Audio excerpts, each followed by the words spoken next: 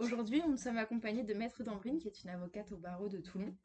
Nous le savons, l'avocat y joue un rôle essentiel dans la défense des mineurs, d'autant plus que l'assistance de l'avocat pour un mineur est obligatoire. Vous, en tant qu'avocat, vous êtes amené dans le contentieux des mineurs à intervenir, que ce soit pour la protection de ce dernier, autrement dit pour le mineur victime, mais aussi pour le mineur qui commet une infraction, c'est-à-dire le mineur délinquant. Avant de débuter les questions, est-ce que vous pouvez nous parler de votre parcours, de ce qui vous a mené à traiter des dossiers en droit des mineurs et ce qui vous intéresse dans ces dossiers? Alors, mon parcours, effectivement, j'ai passé ma licence de droit à Toulon, un master sciences criminelles à Aix-en-Provence, master 1, master 2, et ensuite l'IEJ et l'école d'avocat à Marseille. Dès le début de mes études, j'ai été attirée par le droit des mineurs et j'avais effectivement fait mon mémoire en master sur l'intérêt de l'enfant, l'enfant victime et l'enfant délinquant, qui je trouve qui est un dossier, un sujet passionnant parce que les mineurs, par leur jeune âge, sont traités différemment d'un adulte et peuvent, on va dire, encore être mis, entre guillemets, sur le droit chemin et doivent être traités non seulement sur la sanction, mais aussi sur le côté éducatif. Donc je trouve ce sujet passionnant, autant pour la défense des mineurs délinquants, mais également victimes, parce que généralement, un délinquant a souvent, par les statistiques, été victime par ailleurs. Voilà, et je me suis donc mis sur la liste pénale des mineurs dans le cadre des permanences. J'ai eu mes dossiers et on a également une association de droits de l'enfant, le GRAD, où on est aujourd'hui 35 avocats du barreau de Toulon à défendre les intérêts des enfants, qu'ils soient victimes ou qui veuillent être entendus devant un juge aux affaires familiales, par exemple. Et du coup, en tant qu'avocate en droit des mineurs, pour travailler votre dossier dans le cadre de la défense pénale du mineur, vous devez être en mesure de pouvoir communiquer avec le mineur afin de mieux comprendre sa situation, les faits. Et nous savons que l'instauration d'une relation de confiance est souvent délicate, ce qui peut découler de différentes raisons. Il arrive que le mineur soit en position de rejet face à la justice, ou peut être amené à être confronté avec des jeunes en rupture sociale ou familiale.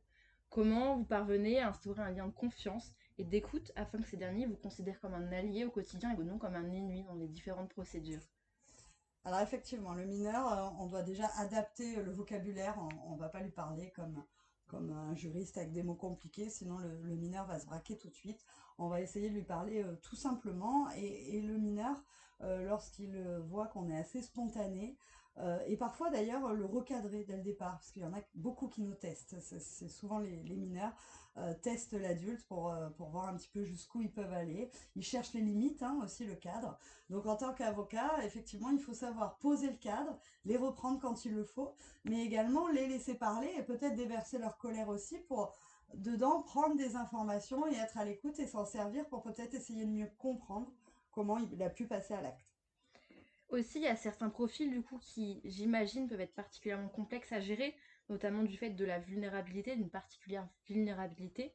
Est-ce que vous pourriez nous parler d'un mineur qui vous a marqué, soit par les enjeux qui étaient soulevés dans le cadre des différentes procédures, ou par un cheminement vers une confiance au fil des années? Oui, alors je pourrais citer énormément de mineurs, mais il y en a un par exemple récemment qui, dès que je suis arrivée, a commencé à m'insulter. Il rejetait tout ce que représentait l'adulte, ce que représentait la loi, et d'autant plus ben, l'avocat auquel il assimile à l'adulte. Et dès qu'on arrive, c'est des insultes, et il veut pas nous parler, il est braqué. Là, c'est compliqué parce que faut quand même ne pas se laisser faire, instaurer un cadre, montrer qu'on doit y avoir un respect. Et en même temps, l'avocat est obligatoire, donc on doit rester aussi et essayer de le défendre du mieux qu'on peut. Et puis finalement, au fur et à mesure de la journée, à force voilà, de recadrer, d'essayer de comprendre et d'entendre derrière sa colère, finalement, je l'ai repris à la suite du passage devant le juge après la garde à vue. Et à force d'un peu de lui rentrer dedans, entre guillemets, bah, il s'est mis à pleurer, à exploser, à se confier sur tout ce qu'il avait pu vivre, en fait, et pourquoi il en voulait énormément à l'adulte. Là, voilà, c'est l'exemple typique d'un mineur, bon, aujourd'hui, là, qui est en détention, hein, mais qui a pu être abandonné, qui a pu être en demande, par exemple, de foyer, a pu vivre des choses terribles, et puis aujourd'hui, lui-même fait vivre certaines choses à d'autres. Aussi, en droit des mineurs, on entend souvent parler de l'excuse de minorité, qui repose sur le principe de l'atténuation des peines, qui est applicable aux mineurs en raison de leur jeune âge. Ce principe, qui est reconnu par les lois de la République, il vise à prendre en compte la vulnérabilité et le développement du mineur. Pourtant, l'excuse de minorité pardon, est de plus en plus contestée dans le débat public. Certains prônent sa suppression, d'autres défendent son maintien. Quel regard vous portez sur ce sujet véritablement? Alors moi, je suis pour conserver l'excuse de minorité parce que pour moi, elle est essentielle, puisqu'on, comme je disais au préalable, on ne peut pas considérer un mineur comme un adulte. Il a ses failles, on dit un adolescent, il est en construction, donc il faut le prendre en compte. Après, cette excuse de minorité, elle peut être écartée hein, dans certains cas. Donc ça aussi, elle n'est pas automatiquement applicable, elle peut être écartée, il y a des cas prévus par la loi. Effectivement, au regard justement de l'aspect éducatif et de réinsertion qui pour moi est essentiel pour le mineur, elle doit effectivement être maintenue. Néanmoins, la question de l'excuse de minorité est souvent posée, mais selon le service statistique ministériel de la Justice, de nos jours, les mineurs âgés de moins de 16 ans voient leur responsabilité atténuée, alors que leur implication, elle augmente, elle est croissante. Effectivement, entre 1992 et 2019, il est avéré que les forces de sécurité, elles constatent un accroissement de près de 100% des mineurs pénalement mis en cause. Est-ce que vous pensez qu'un durcissement de la justice des mineurs, elle serait une réponse efficace à la délinquance juvénile? Que pensez-vous notamment de la volonté de l'exécutif de permettre la comparution immédiate devant le tribunal pour les justiciables âgés de 16 ans contre 18 ans actuellement, qui est effectivement passé en vote cette nuit, et on parle même d'un abaissement à 13 ans pour les comparutions immédiates. Alors, je pense que le durcissement de la justice des mineurs n'est pas une réponse efficace à la délinquance juvénile. On a, par de nombreuses études, prouvé que la réponse pénale n'est pas en lien. Plus la sanction est élevée et on n'a pas moins de délinquance dans les pays où la sanction est plus élevée. Au contraire, j'ai envie de dire, même les pays dans le monde hein, dans lesquels la sanction est la plus lourde, ben, on a encore plus de délinquance. Donc c'est absolument pas proportionnel. Au contraire, il faut par contre une réponse peut-être plus adaptée aux mineurs et pas plus dure. Évidemment, la volonté de permettre la comparution immédiate pour un mineur, pour moi, elle est évidemment à écarter, puisque la comparution immédiate, c'est-à-dire qu'on est jugé tout de suite après la garde à vue. On n'a pas cette phase qui est obligatoire pour les mineurs d'instruction du dossier, avec plusieurs phases, et donc avec cette mise en examen et ces quelques mois en fait de qu'on appelle en fait, moi j'appelle ça une période test un petit peu, où on peut justement enquêter sur le mineur, peut-être proposer des solutions adaptées, pourquoi pas des placements, CEF, etc. Et ça voudrait dire ôter en fait toute cette phase pour moi qui est primordiale pour les mineurs, puisqu'elle va permettre de prendre finalement une sanction qui sera adaptée à la personnalité du mineur, chose qu'on ne peut pas faire dans le cadre des comparutions immédiates. Notamment, vous avez évoqué les centres éducatifs. Donc, on voit régulièrement au cours des diverses procédures, il est souvent évoqué par les avocats notamment, les centres éducatifs fermés, les centres éducatifs renforcés, comme l'ultime étape, l'ultime alternative qui serait à la fois éducative et préventive pour la prison. Est-ce que vous pensez que ces structures elles remplissent efficacement leur rôle de réinsertion, donc le but premier, ou est-ce que c'est simplement une étape avant la récidive? Ah, effectivement, je pense que le CEF et les CER sont essentiels pour les mineurs, puisqu'on ne le trouve que d'ailleurs dans le droit des mineurs. On a cet aspect éducatif qui est primordial. Moi, j'ai connu des mineurs qui sont passés par là et qui ont pu être justement être réinsérés, être réorientés, être encadrés, chose qu'ils n'avaient jamais connue, vers des choses qui leur plaisent, des stages, des métiers, et on n'a plus entendu parler d'eux après.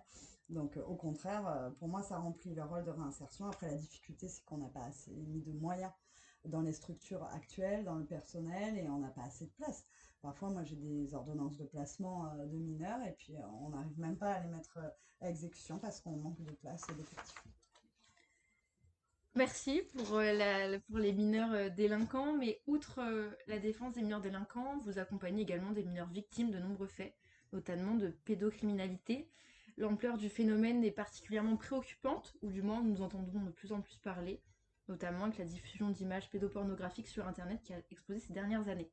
Selon diverses statistiques, une association qui vise à mettre fin à la prostitution infantile, à la pédopornographie et au trafic d'enfants notamment à des fins sexuelles. Le nombre d'images pédopornographiques sur Internet a augmenté de près de 50% entre 2017 et 2019, avec 69 millions d'images signalées en 2019. De votre point de vue, en tant qu'avocat, comment vous accompagnez, comment réussir à accompagner un enfant dans des affaires aussi sensibles? Alors déjà, je suis pas sûre qu'il y ait plus d'images, mais par contre, en tout cas, elles sont beaucoup plus filtrées et signalées, je pense. Avant, on n'avait pas les moyens, on arrivait à contourner hein, un peu avec les hackers, les possibilités d'Internet. Aujourd'hui, on a des systèmes internationaux où on a des agents infiltrés. Hein. Moi, je l'ai vu dans les dossiers, des agents infiltrés d'autres pays qui ont permis l'arrestation de personnes en France qui transmettaient par exemple des images pédopornographiques et qui du coup participent pleinement au trafic d'enfants. On n'a pas souvent l'occasion d'accompagner un enfant dans ces affaires. Pourquoi? Parce que souvent on n'arrive pas à remonter à l'identification dans les images, à l'identité des enfants. C'est encore très très compliqué. Si on arrive à remonter l'identité des auteurs qui transmettent les images, c'est plus compliqué de pouvoir identifier les personnes sur les images. On en a eu quelques-uns quand même. Ça dépend de l'âge de l'enfant, j'ai envie de dire, parce qu'il y en a qui n'en ont pas conscience, il y en a qui ont quelques mois, quelques années. Hein. J'ai eu récemment encore un enfant de 2 ans, voilà, avec des images pédopornographiques qui circulent. Évidemment, lui, il n'a même pas conscience de ce qui arrive, ou alors il aura besoin d'un suivi, mais dans plusieurs années, avec un psychologue qui saura lui expliquer les choses. Quand c'est un enfant plus grand, 8 ans, 10 ans, comme on a pu avoir dans certains dossiers, là, il commence vraiment à accéder peut-être à l'âge du discernement. Et là, il faut lui expliquer les choses et je pense qu'il faut être formé dans la parole de l'enfant en tout cas. Nous, on se forme beaucoup avec des psychologues de l'enfant qui nous guident aussi pour dire les choses et aborder les choses parce que ils peuvent être finalement encore plus traumatisés parfois par le traitement de l'enquête que par l'image en elle-même. Et du coup, au-delà des images qui sont diffusées sur Internet, on se rend quand même compte que le droit des mineurs, notamment pour les victimes d'images pédopornographiques, il y a une évolution qui est quand même constante et qui est quand même beaucoup plus présente maintenant qu'elle ne l'était auparavant, notamment depuis la loi du 21 avril 2021 qui vise à protéger les mineurs des crimes et délits sexuels, ainsi que de l'inceste, qui est venue créer la notion de prescription prolongée de l'action publique.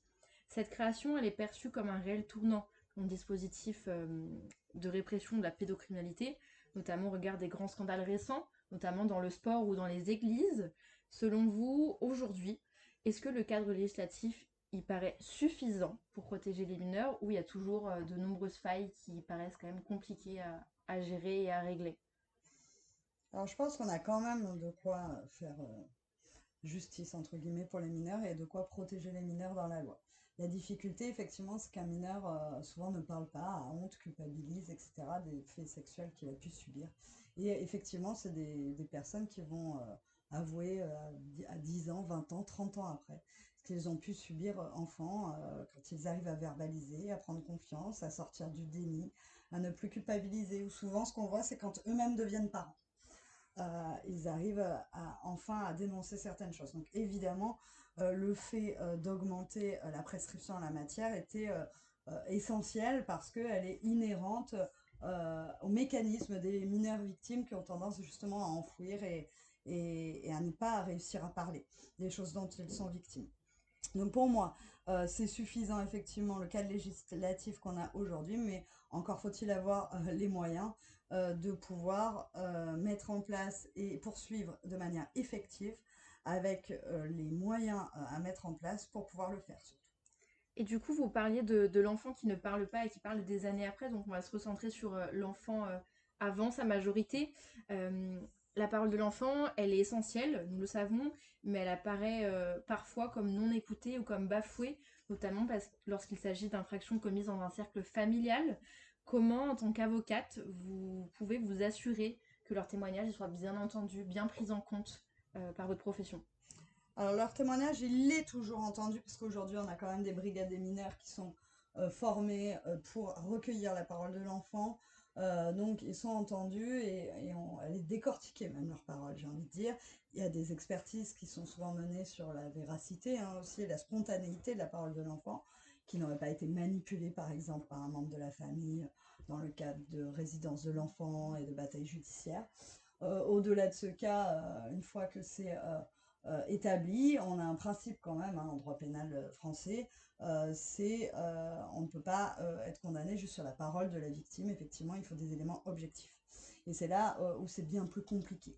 Parce que si l'auteur n'avoue pas les faits, si on n'a pas d'autres éléments objectifs, surtout avec les années, on ne peut plus recueillir de preuves, d'ADN, etc., de tests gynécologiques par exemple, etc. S'il n'avoue pas et que c'est uniquement la parole de la victime et qu'on n'a pas d'autres éléments objectifs, bah, on aboutira forcément à un non-lieu.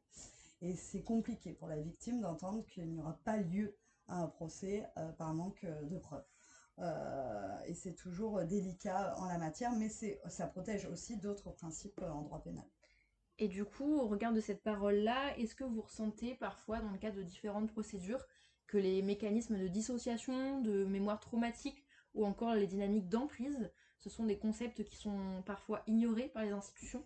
Oui, tout à fait. On va reprocher parfois à quelqu'un, par exemple, qui a subi des choses adolescent et qui en parle des années après. Et on va reprocher certaines choses, de ne pas avoir parlé avant, ou peut-être limite, on va leur demander si ils n'étaient pas consentants, etc. On va remettre en cause cette notion, entre guillemets, du consentement ou d'absence de parole.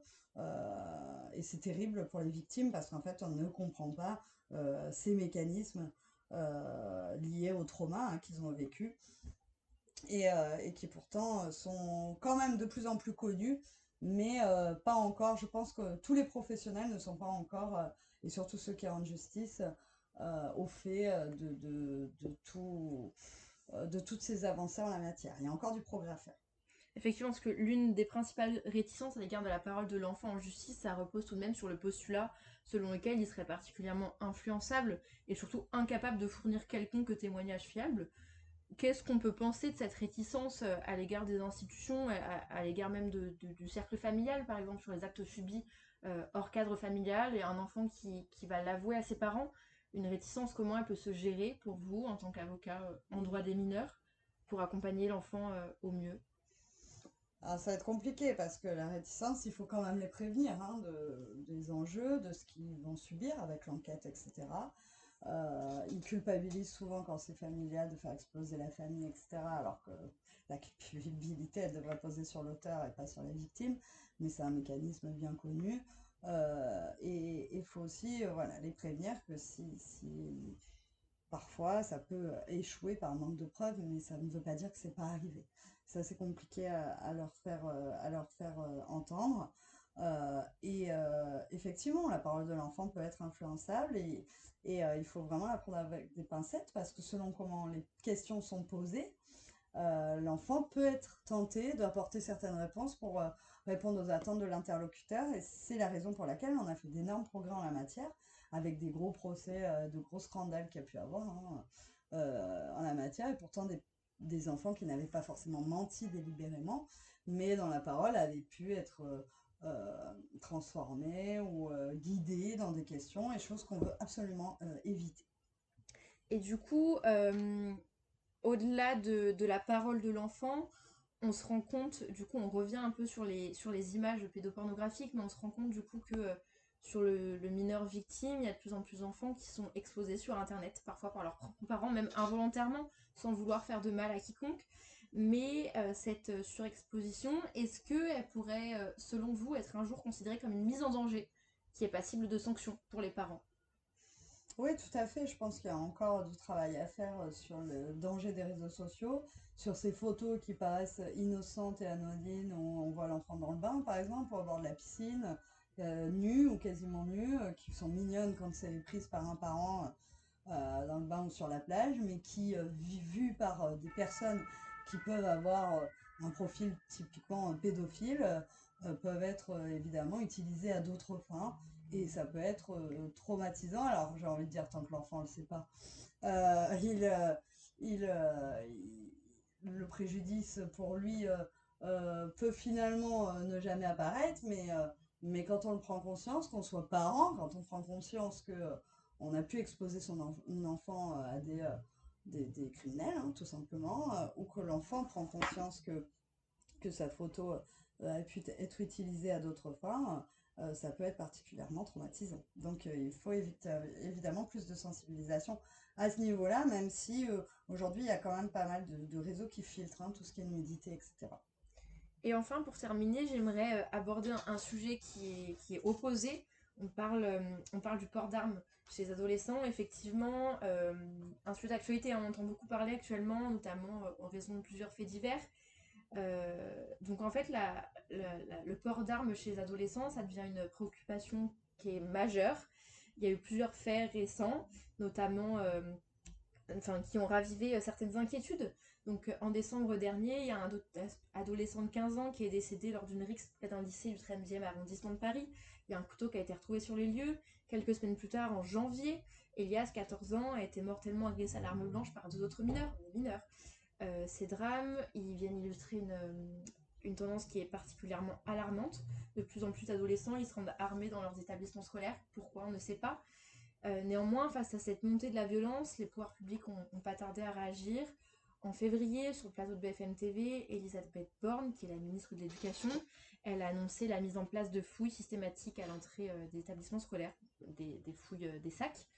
C'est une mesure qui est expérimentée à partir d'aujourd'hui. Euh, Ensuite, il y a la préfecture de Paris qui a quant à elle pris les devants en lançant début mars un plan couteau. Lors d'une conférence de presse, Laurent Nunez, qui est le préfet de police de Paris, a détaillé les différentes mesures envisagées, ouverture de sacs, contrôle inopiné aux abords des établissements scolaires, mais par contre une exclusion totale de l'installation des portiques de sécurité. Il reste toutefois des zones d'ombre, notamment sur la question des armes dissimulées, ailleurs que dans un cartable.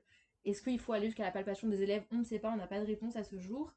Mais dans un reportage qui a été diffusé récemment dans l'émission Le Quotidien, euh, on a vu des journalistes qui ont suivi une patrouille dans le 13e arrondissement, qui ont effectué des contrôles aléatoires dans un parc. Et lors de ces vérifications, il y a un mineur de 16 ans qui a été placé en garde à vue après la découverte d'un opinel sur lui. Et il s'avère que de nombreux mineurs puissent être réticents à l'idée d'être fouillés sans avoir commis ne serait-ce qu'une seule infraction. Donc on n'a pas de commission d'infraction flagrante, mais de façon inopinée. Est-ce que vous avez un avis tranché sur ces mesures et leurs implications, surtout juridiques et éthiques pour les mineurs? Alors, c'est toujours la question de la balance entre la liberté et protéger aussi la société. Jusqu'où on peut aller, parce qu'effectivement, on doit conserver une certaine liberté et indépendance, qu'on ne peut pas enfreindre un peu sans raison. Mais ça, c'est en général, hein, que ce soit des mineurs ou des majeurs, hein, d'ailleurs. Mais on a un objectif aussi de sécurité. Par exemple, à l'entrée d'un tribunal ou d'une prison, on a toujours les portiques de sécurité. Alors évidemment, heureusement, on n'est pas fouillé, mais même nous, en tant qu'avocats, quand je vais à la prison, je passe sous un portique de sécurité et il doit vérifier que je n'ai pas d'objet dangereux sur moi ou interdit, etc.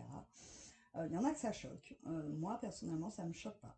Je peux comprendre que pour des mesures de sécurité, après, je ne serais pas pour aller jusqu'à la fouille intégrale, etc. Mais pourquoi pas un portique de sécurité avec des détecteurs de métaux, parce que malheureusement, on voit apparaître une chose qui avait pas avant, c'est avec les jeux vidéo énormément, où les jeunes, des très jeunes d'ailleurs, même l'école primaire, voire maternelle, se battent avec des armes, tuent, le principe c'est de tuer les autres, tuer des policiers, etc. Et qui estiment que dans la vraie vie, ben, ils vont faire pareil, hein, comme dans les jeux vidéo, et qui n'ont pas vraiment conscience du danger. Et on a pu avoir des affaires, effectivement, avec des jeunes qui ont pu amener des armes, hein, autres que ce soit un couteau, un pistolet, etc., à l'école. Et avec d'ailleurs des drames qui sont arrivés. Donc, euh, pourquoi pas, là, au moins la détection des métaux, ça ne me choque pas si on est dans le cadre d'un portique et qu'on ne va pas non plus fouiller, déshabiller l'élève, sortir tout ce qu'il y a de son sac. Là, pour moi, c'est une atteinte euh, qui, est, euh, qui est déséquilibrée, par contre. Donc voilà, on est toujours sur ce système de balance, on n'aura jamais de système idéal, en tout cas entre la liberté et la protection de la société. Mais il y a encore des avancées effectivement à faire là-dessus. Mais il faut quand même conserver, au nom de la sécurité, on ne peut pas tout accepter. Et est-ce qu'on ne peut pas non plus considérer que les mineurs qui viennent dans les établissements scolaires avec une arme blanche, viennent avec cette arme pour se protéger de quelconque harcèlement à l'école, par exemple. Est-ce qu'on ne peut pas considérer qu'il y a un rôle aussi de l'école à jouer euh, dans la prévention de la violence, dans le harcèlement ou toute autre cause hein, pouvant amener ces mineurs à avoir ces quelconques Oui, alors armes? effectivement, il faut mettre en place, alors ça a été mis hein, dans les établissements scolaires, on fait en prévention de harcèlement, nous-mêmes, notre association avec le GRAD, on va dans les établissements scolaires et on explique ce qu'est le harcèlement et on fait également de la prévention en tant qu'avocat dans les établissements scolaires. Donc ça c'est très bien, mais l'élève qui vient avec un couteau pour se défendre bah, deviendra auteur. Il passera de victime à auteur et donc il faut absolument éviter cela. Euh, le port d'armes n'est pas autorisé. En fait, le fait de déplacer une arme, on a le droit d'avoir des couteaux de cuisine chez soi ou un opinel. On n'a pas le droit de se déplacer dans la rue avec, même en tant que majeur. Donc la loi, elle est applicable autant pour les majeurs que les mineurs. Et elle a un sens, dans le sens où si on se déplace avec une arme, on se met... on a la possibilité de devenir auteur de violence et on peut même se mettre en danger parce que l'arme peut être retournée aussi contre soi. Donc voilà, cette loi, le fait de ne pas pouvoir se déplacer avec une arme a un sens également et vise à protéger également les majeurs comme les mineurs. D'accord, bon bah je pense qu'on a fini. Je vous remercie pour cette interview qui est des plus intéressantes et pour votre savoir en la matière. Merci. L'assistance éducative en milieu ouvert, donc l'AEMO, est une mesure qui est ordonnée par le juge des enfants lorsqu'un mineur est en situation de danger au sein de sa famille, mais sans nécessiter un placement. Elle vise à accompagner l'enfant et ses parents dans leur quotidien en instaurant un suivi éducatif renforcé tout en maintenant le mineur dans son environnement habituel dans l'intérêt de sa stabilité et de sa protection. Selon vous, quand un juge y décide d'une mesure d'AEMO, quelle est la marge de manœuvre pour l'avocat qui assiste les parents ou l'enfant lui-même afin de contester cette décision?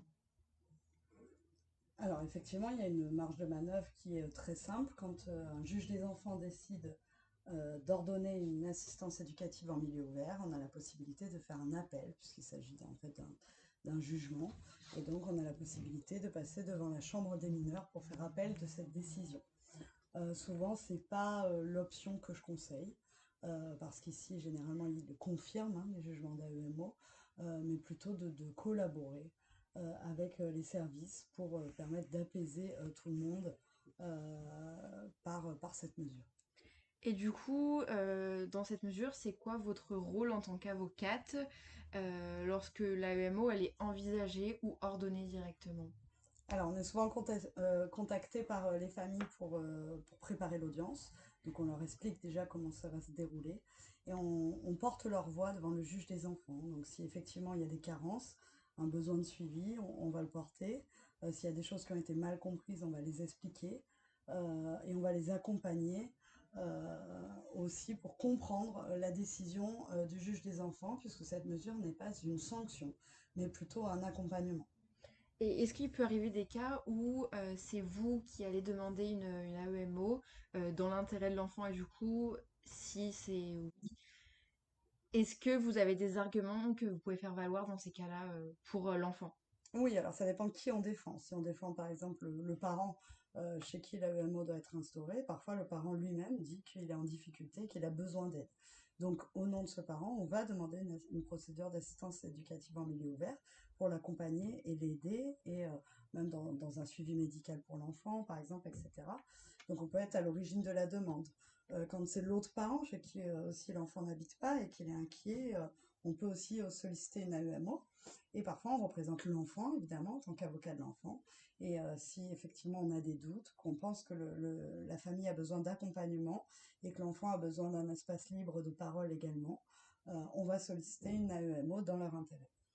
Et selon vous, du coup, est-ce que l'AEMO, elle est aujourd'hui trop utilisée, enfin utilisée de manière pertinente par les juges, ou il y a un recours qui est trop systématique à cette mesure? Non, parce que généralement, avant de prononcer une AEMO, il y a une enquête hein, qui est faite par l'ASE de manière administrative, hein, pas ordonnée par le juge, où le juge a ordonné une MIJ, une mesure d'investigation judiciaire éducative, avant d'arriver à l'AEMO. Donc on a quand même, avant qu'il la prononce, des éléments qui nous alarment sur des choses pour lesquelles il y aurait besoin d'un accompagnement et d'un renforcement Donc quand on en arrive à ce stade, euh, c'est généralement qu'elle est justifiée par des éléments objectifs. Et est-ce qu'il peut arriver que parfois une AEMO soit mise en place et que ce soit un échec et qu'elle soit transformée en mesure de placement? Oui, ça arrive même régulièrement quand on a des éléments de danger. Donc, on a les, euh, les éducateurs qui vont venir dans le cadre de l'AEMO et puis qui vont découvrir d'autres choses, soit au sein du domicile, soit l'enfant va livrer des choses à l'éducateur et il va donc faire une note au juge, un signalement dans le cadre du déroulement de la mesure AEMO, qui peut amener même le juge à prendre une ordonnance provisoire de placement d'urgence en quelques jours et après, on a un débat qui s'ouvrira dans les jours suivants pour confirmer ou pas ce placement. Et du coup, au niveau de la contestation de la mesure de placement, est-ce que c'est les mêmes procédés que pour contester une AEMO ou on a Oui, d'autres moyens? c'est un jugement de placement, donc on peut également faire appel et contester le placement en appel si, par exemple, il a pu se faire sur des bases erronées, une application qui est pas la bonne. Et également, au-delà de l'AEMO, j'aimerais également aborder avec vous un sujet qui est sensible et particulièrement complexe, celui des mineurs non accompagnés, donc les MNA, qui représentent une population qui est particulièrement fragile, à la croisée du droit des étrangers et de la protection de l'enfance également. Ces jeunes non accompagnés, ils cumulent une grande vulnérabilité tant sur le plan juridique que social.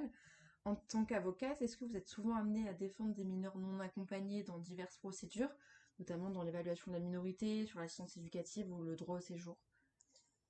Alors, les MNA, on les croise souvent dans nos procédures en tant qu'avocat, soit en tant qu'auteur, parce qu'ils sont arrêtés parce que fragiles, isolés, donc souvent la proie, un petit peu, ils vont tomber dans les réseaux de trafic de stupéfiants ou autres, donc on va les retrouver en tant qu'auteurs d'infractions et ils sont pris en charge par l'État et donc on va être amené à les défendre dans ce cadre-là, ou alors ils sont victimes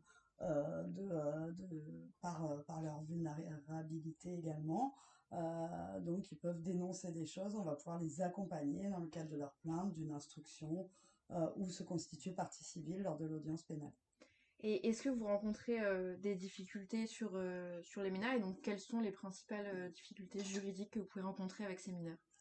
Eh ben, c'est l'absence de papier, donc effectivement on n'est pas sûr parfois de leur réelle identité, de leur âge réel. Dans les procédures, effectivement, on a la possibilité d'avoir recours aux tests osseux. Souvent, c'est pour les auteurs d'infractions, pour voir s'ils doivent être poursuivis sous le régime des mineurs ou des majeurs. Ces tests sont plus ou moins fiables, ont un coût, ils ne sont pas toujours réalisés. Donc on peut être amené à être confronté à tous ces éléments, au-delà évidemment de l'élément principal qui est celui de la barrière de la langue. Et du coup, vous portez quel regard sur le recours aux tests osseux pour déterminer l'âge de ces jeunes? Après, on s'y fie, mais avec toute la relativité qu'il faut y apporter, quand ce dernier peut être très précis, mais parfois non. Donc il faut le prendre comme un des éléments du dossier, mais pas comme l'élément révélateur de vérité.